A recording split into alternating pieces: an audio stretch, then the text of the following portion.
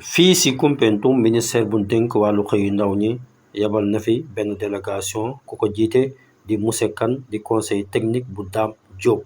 ñu lëkkaloo ak SYNOP di service national d'orientation professionnelle ak pôle emploi bu Koumpentoum amoon fi benn forum bi nag ñu ngi si doon waxtaan naka la ñuy def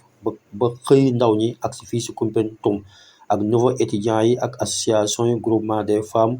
ak ASC yi ñoom leen gën a ciblé si teewaay boobu nag le président du conseil départemental yebal na fa ak ndaw le maire de la ville de Koumpentoum yebal na fa ay représentants ak le président du chambre de métier Amadou Thiam teewoon na fa yëkkati fa ab kàddu jëmale ko si artisans yi ñu déglu monsieur le préfet moom mi nga xam ni moo def cérémonie d'ouverture bi si micro Papa Mademba Sy bi.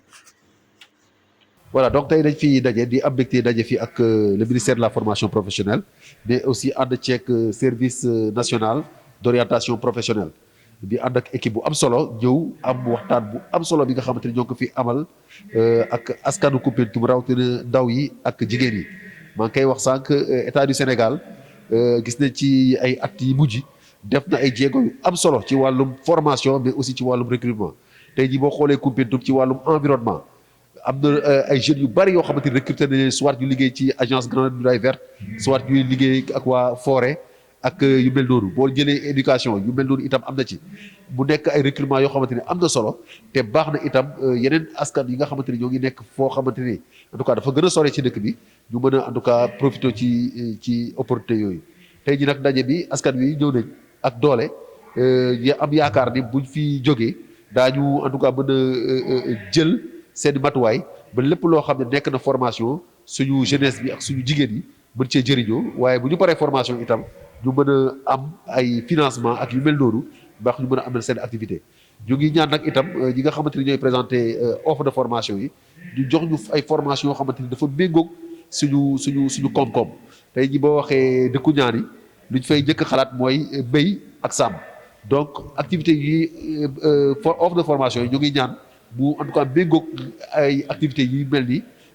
sàmm ak mbéy tey jii maa ngi koy wax bu ñu defoon ay formation ci wàllu pisciculture maanaam yarum jën tey dina am solo ci dëkk bi parce que tey jii Koumpentoum li gën a manqué mooy jën donc ay formation yu mel noonu ay wàllu mbéyum ceeb ak yu mel noonu vraiment ñu ngi xaar ay xeetu formation yu mel noonu ndax askan wi mën ko jëriñoo ndax Koumpentoum mën ko jëriñoo ba développement bi nga xamante ni moom la gouvernement bi bëgg ci réew yi gox-goxaan yi mën a am fii itam ci Koumpentoum di gërëm ak sant aussi waa pôle emploi ñi nga xamante ni vraiment depuis bu leen installé dans le département ñoo ngi fi am liggéey bu am solo ndax chaque weer ñu jox ñu seen rapport waaye li ñuy gis ci en terme de formation ak en terme d'insertion vraiment mënuñu bu ñu ko fi doon wax fii la ñu nar a fanaan vraiment di leen jaajëfal di leen aussi encourager dans ce dynamisme là di leen xamal ni état du Sénégal ñoo ngi aux côtés de la population pour que vraiment jeunesse bi ak femmes yi mën a saisir les opportunités de formation ba ñoom itam ñu mën a participer activement ci développement bi di leen gërëm di leen jaajëfal di leen sant wasalaam. Sunu kilifa di monsieur Dame Diop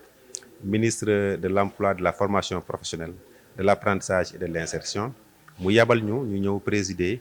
à côté du préfet de Koumpentoum forum bi nga xam ni dafa jëm ci orientation professionnelle. ñu am ci mbégte lool nag ndax kilifa gi bu ñu yabalee ñu ñëw ànd ak direction bi nga xam ne mooy direction service national d'orientation professionnelle nga xam ne ñoo fi équipe bi teew nañ fi et depuis boobu ñoo ngi wër Sénégal di joxe information yi nga xam ni dafa jëm ci mën a ñaax nit ñi ñu dem ci formation professionnelle. loolu nag dañ ci kontaan bu baax ndax ba ñoo ñëw fii fekk fii autorité administrative yi mi préfet ak autorité territoriale yi mi maire ak conseil départemental ñu lëkkaloog jeunesse bi nga xam ni dañ fee nekk ak mouvement de famille ni ngeen ko gisee salle bi fees na dell ñu di ñu déglu pendant 3 heures 4 heures de temps waxtaan bi nag amoon na njëriñ lool ndax dafa jàpp ci gindi ndax nit ki balaa ngay xam foo jëm balaa ngay xam looy def il faut nga xam fan nga jëm orientation nag mooy gindi ñëpp xam nañ ni sax booy julli te jubluwoo sax fa nga war a jublu boo defoon ndànk di nga reprendre sa julli donc noonu la orientation mel muy porte d'entrée ci biir ministère formation professionnelle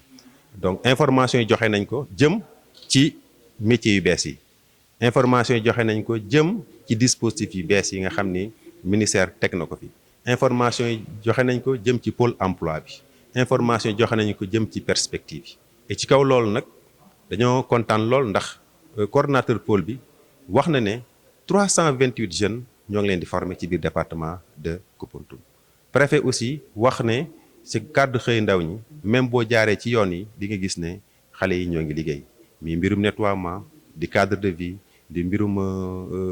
tourisme mi mbirum ay stagiaires yooyu yëpp préfet wax na ko. Donc day wane ne programme xëy ndaw ñi nga xam ne président de la République moom moo ko tëral ministre Dame Diop di ko coordonné fii waa Koupentoum gis nañ fi seen bopp comme ni ko yenn département yi gisee seen bopp. ci mbirum orientation aussi dañoo jàpp ne fii bëri na ay jeunes bëri na aussi ay femmes yoo xam ni am nañ Pastef am nañ dynamisme am nañ aussi gëm nañ seen bopp gëm nañ aussi ne avenir u Sénégal dafa jëm ci mbirum formation professionnelle te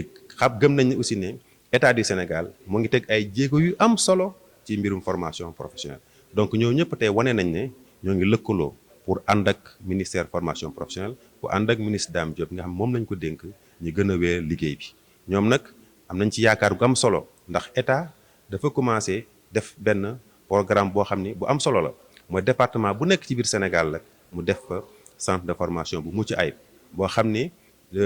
comme métiers yu bees yi day adapté wu ci biir territoire bi nga xam ne fi lañ nekk loolu aussi ñoom xam nañ ko. ci kaw loolu sax ñoom commencé nañ sax wax métiers yi nga xam ne bëggul nañ ko fi mën a développé mooy lu jëm ci mbirum càmm bu jëm ci mbirum napp bu jëm ci mbirum agriculture bu jëm ci mbirum transformation ndax fii domaine ñaaning la te ku ne ñaaning wax càmm ku ne ñaaning wax artisanat ku ne ñaaning wax agriculture waaye aussi li nga xam ne xaw na fee manqué mooy mbirum jën ñoom aussi bëgg nañ ne ñu mën see jéegu ñu ne loolu aussi dafa am solo ndax dina tax ëllëg bu ñu tëgg programme yi ñu boole ci programme yooyu pour filière yooyu ñu mën ko développer te loolu nag njeexit bi mooy gone yi du ñu mën a jéggaani fenn dañuy toog fi ñu toog di jàng fi ñu jàng état indi leen lu leen indil comme nu mu indee pôle emploi indi ko UMF noonu la ki indee centre de formation professionnelle bu ko defee 2022 bii nga xam ni amagum nañ pratiquement 328 jeunes yoo xam ne formé leen je crois que yooyu yëpp bu dajee nañ dem ay milliers et des milliers de jeunes loolu nag dañ ci kontaan ndax dina tax koom-koomu département bi gën a yokk dina tax aussi que xel yi gën a dal dina tax aussi xale yi am ci luñ jàpp te loolu ñuy jàpp mooy tax ëllëg ñu bokk ci ñi tabax réew mi mais loolu lépp aussi ñu def ko ci yar ak i teggin civisme citoyenneté xam li état def nga reconnaître ko xam li waajuru def nga reconnaître ko def ay dépassement di participer positivement à l'essor de la nation di participer positivement aux politiques de développement de votre localité loolu la ñuy ñaax ñëpp te loolu la ñu gis fii ci Koupentoum te loolu la ñu yaakaar gis ko vraiment ci département yi di féliciter aussi au nom de monsieur le ministre la directrice du service national d'orientation professionnelle moom ak collaborateurs yi ci liggéey bi nga xam ne def nañ ko ndax depuis pratiquement une semaine ñoo ngi wër département yi ñoo ngi wër Sénégal lii ñu def fii ñoo ngi koy def feneen te dañ ko wëral ci région wu sud ak sud-est ak centre te loolu aussi dafa baax ndax période bi période vacances la période boo xam ne période bu xaw a calme la xale yi dinañu mën a am temps pour déglu message yu ñu leen di jox parents yi mën a am temps pour déglu message yi ñu jox loolu lépp nag ñu war ko mën a santé nag président de la République santé ko ministre Dame Diop bi nga xam ni moom mooy dérouler politique bi nga xam dafa jëm ci mbirum emploi formation professionnelle apprentissage ak insertion. nuyu naa ñëpp maa ngi tudd madame Cissé Seynabou Seck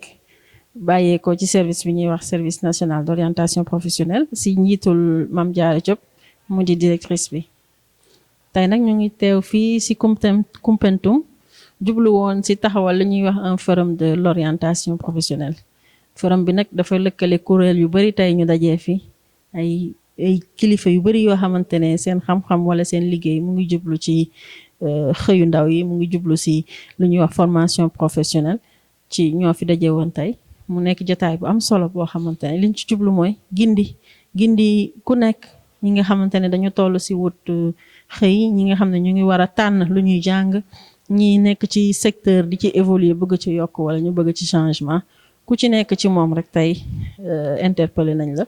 te li si gën a am solo mooy teewaayu jigéen yi xawoon na fi takku xawoon na am solo jigéen yi ndaw ak mag dajee fi góor ak jigéen tam dajee fi mais ñu gën a saluer nag jotaayu jigéen yi ndax suñu ne le capital humain est important dans le processus de développement dañuy wax ne que jigéen moom moo ciy lépp parce que jigéen bi lu mu mën rek ñi nekk si ginnaaw yëpp macha allah dañ ciy topp te kon daal jotaay bi tey amoon na solo lool ñuy sant di gërëm le préfet di sant di gërëm le maire di sant di gërëm acteurs locaux yi ñu fi fekk en commençant par les responsables et les acteurs du pôle emploi di sant mboolem ñu fi fekk association de jeunes yi nga xamante ne ñoo jàpp si organisation bi sant mbootaayu jigéen yi di sant ñëpp si turu directrice bi muy Mame Diarra Diop.